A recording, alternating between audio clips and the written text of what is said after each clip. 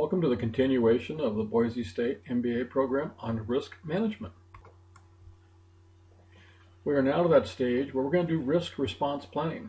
What are we going to do? We've spent a great deal of time, a great deal of effort. We've involved the team and the stakeholders. We've analyzed, we've recorded. Now we have to come and put together a plan.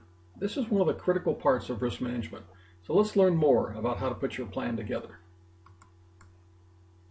One of the things is that basically you just do it. Put your plan together, determine the effective responses, prioritize your risk, balance with the stakeholder risk attitudes, and this is all driven how you've outlined the plan in your risk management plan with your charter and with the stakeholders. So the big point here is you've got the data.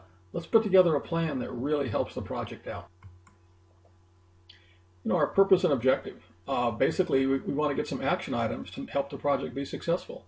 We want to develop this inside our company structure and project constraints. We have to address the priority risk we've identified, and planning means agreed upon actions to be taken and potential changes to budgets, resource, and scope. So this is not just an academic exercise. This is the tactical part of how am I going to succeed? What do I need to succeed with, and how will I do that? One of the big part is to develop contingent response activities. So what are those trigger points? What are those conditions that you need to look for? What is the timing of those points? Each risk has an owner, which is responsible for ensuring the response is effective.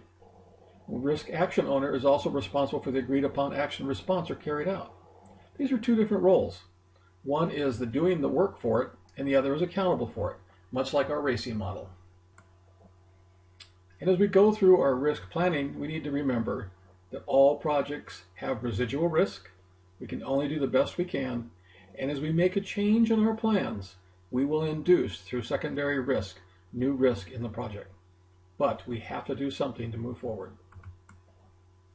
We also want to look at our changes, the ones that are approved. We may propose a lot, but they need to be approved by the project team. They have to be part of the integrated plan. The change management, configuration control, budgets, schedules, resource management, communication, stakeholder management, all these must be part of that integrated change. So we're not doing this as an independent activity, we're doing it very definitely as the process of planning the project. To make this and many other processes work, there are three basic chevrons or activities of that. People, communications, roles and responsibilities, the planning. When are you going to do this? How are you going to affect this? Resource, budget, schedules. And then we look at analysis. What's the interaction of the risk and responses? What's the appropriate timing? How do we address the threats and opportunities? And lastly, how do we develop those strategies? And how do we find which is the right one for our team? This, I think, is the heart of this whole lesson. As we look at strategies, as we look at risk, we have 4. As we look at opportunities, we have 4. And they're kind of lined up side by side. And as we look at this, we have avoid. We can just, in the risk world, we can eliminate that threat. We can try to transfer that risk and pass ownership. We can mitigate. That means minimize the impact. Or we can accept the risk. On the opportunity side, we can exploit that. We can maximize the impact. We can share. We can find partners to help us do that. Or we can enhance. We can increase profitability of a positive impact. Or we can accept a risk opportunity, which can both be passive and active. These are the strategies that we will use in our risk planning. As you look at other management situations and you face issues, I believe this framework is solid in many, many areas of management. The best practice in this area is to keep using the risk register. Use one that allows you to add your response. Add the description using the meta language model. We introduced that as we defined the risk. Now let's use that same process as we build our risk response. As you remember, which one of our earlier modules, we talked all risks to be clearly defined. A standard structure is needed. So if we look in the section in the middle, because of some action, a risk might occur, which would lead to one or more effects. So once we've decided how we're going to do that, our strategy, and here's where you fill in the blank from the strategies we have to address this risk with the following actions. So if we find ourselves describing the problem in a structured way, and we describe our response in a structured way, we'll improve our communications and our ability to plan what risk may occur in our contingency, and stronger communications to our stakeholders and partners. We use this slide to sometimes you get through this whole analysis and you say, my gosh, there's just too much going on here. It's well beyond it's a sum of all these things come together. So you have some options, as we do in all cases in business and life. First, we can cancel the project. Just there's too many risks. This does happen, and sometimes it should happen, maybe more. Or we adjust our business structure for the customer or the supplier and share the risk. Or we go back and replan the project. We look at the scope, the boundaries of the project, the priorities, resource allocation, delivery days. And that's what we try to do. The last one is we kind of take it, just get her done attitude. We move forward with the project despite a risk exposure that exceeds a desired level.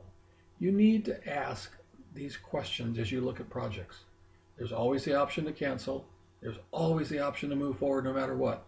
But there's a whole middle ground that we need to look at and make sure we develop the best plans possible. So as we look at what we've done so far, we've used tools to capture the risk. We've tools to plan our responses. We're developing strategies, and we'll soon transfer as we release the project and move forward to the area of monitoring and controlling to make sure that our plans are effective and to add new plans as needed. So now we start a review of the tools again with our standard format of strength, weakness, and critical success factors. As you noted, many times, many of these tools are used in different areas. Here's another good example of brainstorming. Help us look at responses to the risk we've come up with. Get the team involved. The issues that are still there, facilitation is still required, but this could be a good tool for you to plan your responses.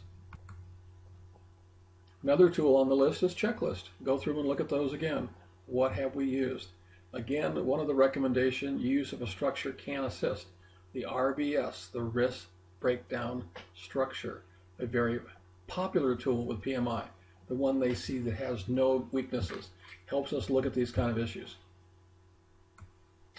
New area is contingency planning. What are we going to do? It's the what if type question. So we want to see what actions we'll do, how we're going to respond. We're going to look for ways we can help build this project. The weakness, it can give you a false sense of confidence as the risks have been avoided. They haven't been avoided. You just are planning to act on them. You have to make sure you really can find the trigger activity, the condition that starts them. The plans need to be validated. And basically, the real critical success factor, will your organization go along with the plan to provide the budget and resources if the triggering conditions occur? It's great to have them on paper, but will people actually put the money behind them if that does occur? That's a real test of an organization. We've talked about this before. One of the ways to look at responses is critical chain methods. We expose you to this. We talk about it. It's a very complex process. One that, if I look at the industry today, has very limited use. We looked earlier as we were doing quantitative risk, a decision tree analysis. Also works here, a good tool to come back and help you structure and look at the strategies that you need to manage the risk. Another one we've talked about earlier is the Delphi technique. Again, you're bringing in experts to help you look at this.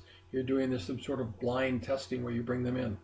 Again, the need to look at very clearly is the cost and time to use this technique. If it's needed, it could be a good tool. It doesn't work for everything, but works well for a limited technical risk. Again, we have the expected monetary value. As we do our strategies, we should verify what we expect the monetary value of this decision to be. We may have multiple activities in our decision tree. This helps us define our strategy and our tactics. Earned EMV is a very good tool for you to learn from this module. Industry knowledge databases, they're available. All colleges have these. Benchmark data is available. Look at those, look at the strategies, and make sure you're looking at the right information. Another common technique we talked about was interviews. We need to go talk to people. So the strengths you'll need are good interviewing skills, area of trust, preparation, and open relationship between you and the people you're interviewing, especially your sponsors. It's a way to address the risk in detail. It's a way to talk through them. It's a way to get buy-in from people who'll be on the project with you. Nominal group techniques, we've talked about those before. Again, a nice idea, a good process, but it's not that common today, but we want to make sure you're aware of it. Even though nominal group techniques are not that common, we have 2 pages of activities on them. Again, a good tool to know about. Look it up when you need to, but it's not that common in industry today.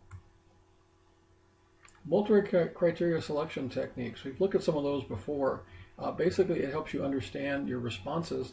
It's sometimes can give counterintuitive results, but it's also a good way to, you need a really agreed upon set of weighted project success criteria. Quality function deployment is a tool in this area. There are others, but what you're doing is you're trying to put weighted factors. So it takes a great deal of analysis, a great deal of setup, a great deal of definitions, but these tools can really help you if needed. Here we have our project and lessons learned again. Again, looking back at the past history and what you've learned, talking to people on the project and the team, they can give you good ways to help plan your strategies. They can tell you what's worked before, what hasn't worked before, and sometimes it's good to say, what would you do? So don't be afraid to ask and look for help from others in the company. Much like checklists, prompt lists are there. There are prompt lists that when you go to the lawyers, they will pull out their prompt list and they'll go through and look at the things that they will be working on or asking about. Same thing when you do procurement or other areas. So prompt lists are things just like a checklist that make sure they're relevant to the project and the environment, but a tool that does help you develop your strategies. The section we've just got through working on is the quantitative risk analysis. Again, it's a tool that helps you evaluate the potential effects. So as you go through and look at your strategies, go back to that area. Use those tools again of decision tree and EMV to look at what the overall effect of the project is. That's what the purpose is. It's an iterative process, trying to come up with the best answer. Root cause analysis. Let's go find the root cause problem. Too often we take the first answer. Many times we need to really dig in and find that. Some people say asking why 5 times helps do that. So root cause analysis, as you look at something, really try to identify what the problem is and the solution. Another example of what if or ask why 5 times is scenario. So develop some scenarios if you have risk. What if this happens? What if that happens? How do we do this, that kind of activity? So you basically provide a view of the effects of the risk and what you would do. Sometimes it's like role playing. But when you do that, sometimes you'll walk through and you'll discover some things you didn't know rather than simply writing down some activities. So develop those scenarios. What if this? What if that? What if that happens? A good way to do that is, I guess, again, write the stories about that. Kind of maybe just a little 1 paragraph, 2 paragraph situation helps you look at what you're trying to do. That sure was a lot of work. However, it was the easy part. We need to make sure we manage the project and control the risk, and that will be our next and final video in this series. Thank you for your time so far, but stay tuned to the next section.